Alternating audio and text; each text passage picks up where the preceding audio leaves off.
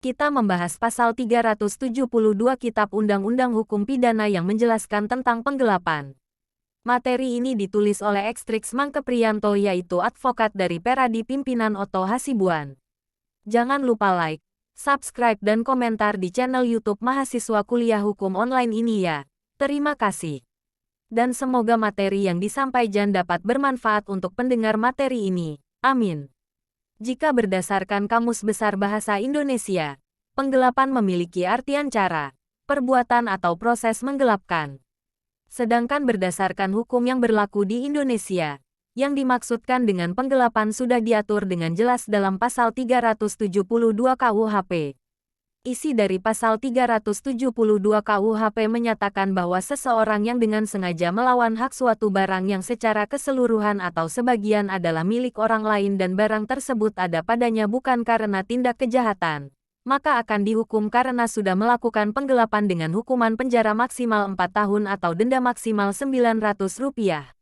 Penggelapan merupakan suatu yang dilakukan oleh masing-masing individu atau kelompok, yaitu sesuatu yang dimiliki oleh orang lain dan dengan sengaja melawan hukum memiliki suatu barang milik orang lain untuk dipakai dan dimiliki pribadi atau kelompok.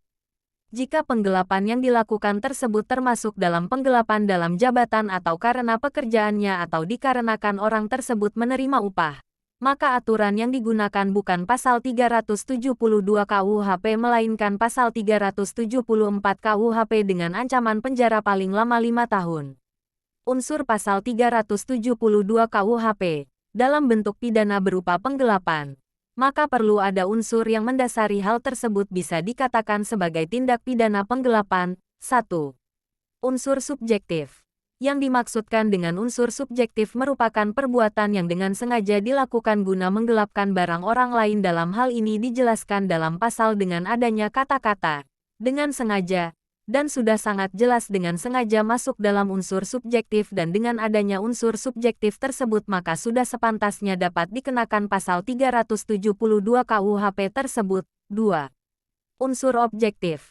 Selanjutnya juga ada unsur Pasal 382 KUHP dan penjelasannya yaitu unsur objektif yang di dalamnya seperti unsur suatu benda, unsur menguasai secara melawan hukum, unsur barang siapa, unsur seluruhnya milik orang lain atau sebagian, unsur kepemilikan benda tersebut bukan karena kejahatan.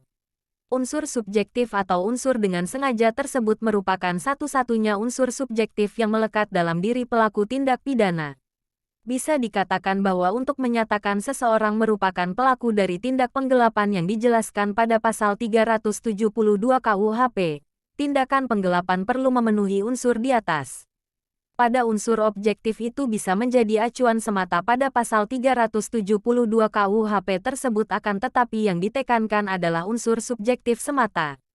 Karena pada unsur objektif itu sudah mengaitkan pada pasal yang berbeda akan tetapi pada Pasal 382 KUHP tersebut hanya sebagai bayangan semata untuk mengacu sesuatu langkah hukum mana sebaiknya digunakan. Itu saja materi yang dibuat oleh Ekstrix Mangkepriyanto pada materi kali ini.